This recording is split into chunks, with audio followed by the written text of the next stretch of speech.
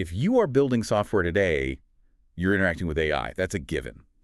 But we are right on the edge of a completely new frontier, the AI IDE. Right. And this deep dive is basically your shortcut to understanding the two big players fighting for that future, Google Antigravity and Cursor.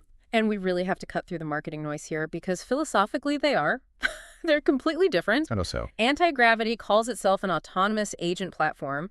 You give it a high-level goal like build this new user profile feature, and it just tries to run with it. Okay, and Cursor? Cursor is all about AI assistance. It's designed to fit right into your existing VS Code workflow, just reliably. So for the developer listening, the real tension is autonomy versus control. That's the exact question. Are you willing to give up some of that control for what could be a massive speed boost? Well, let's talk about that speed. The benchmarks seem pretty stark. They are. I mean, on paper, Antigravity is way faster. It completes benchmark tasks in about 42 seconds. Cursor takes 68. That's a huge difference. It is. But the developer community feedback we've been seeing tells a totally different story. It reveals this paradox. The rework paradox, yes. While Antigravity's faster on the clock, its output often needs a ton of rework, a lot of correction cycles. So why is that? What's going on under the hood? It all comes down to context management. Antigravity gets its speed from being radically autonomous in how it gathers info. What do you mean by that? It's using things like MCP knowledge items. Think of those as Google's internal caches of documentation and schemas. And it's using Gemini 3's enormous token window.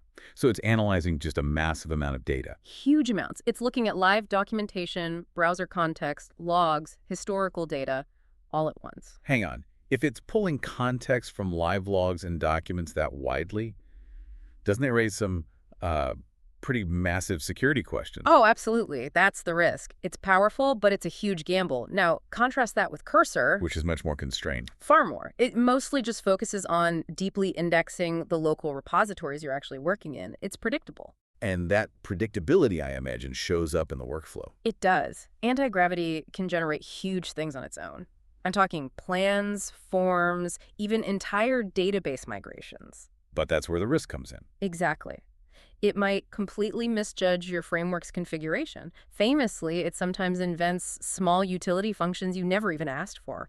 It's very high risk, high reward. So Cursor's approach is more about stability. Yes, it asks clarifying questions. It applies smaller, more targeted edits. Teams just find it safer. It's not going to make some huge structural change without asking you first. And that idea of safety seems to apply to the whole ecosystem, too. For sure. Antigravity is browser-based, and its extension support is, frankly, limited. It's stuck with OpenVSX. People are always reporting sign-in issues, workspace problems. While Cursor just works. Right. It's a full desktop app. It has seamless integration with the entire VS Code marketplace.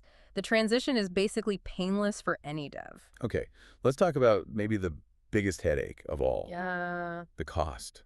It's so unpredictable. It's a disaster. Antigravity is technically free, but the quotas are so strict they refresh every 5 hours.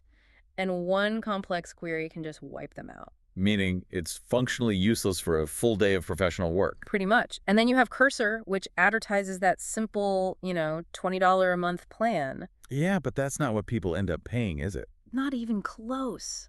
The community frustration is huge because credit consumption often doubles or triples the actual cost.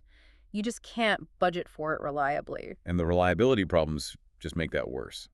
Especially with Antigravity, we hear about stuck screens, login failures, regional restrictions, locking people out.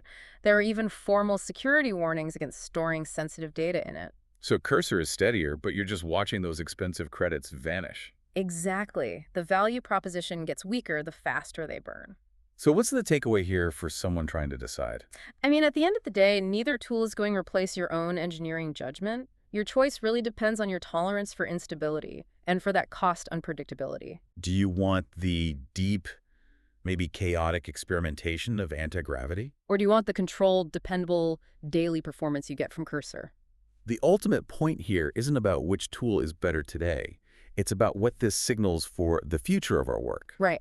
We know AI can reshape our workflow, but the real challenge is figuring out how to audit these autonomous systems. The ones that invent utilities or misjudge a configuration. Exactly. How do you integrate and how do you audit code that you didn't explicitly request?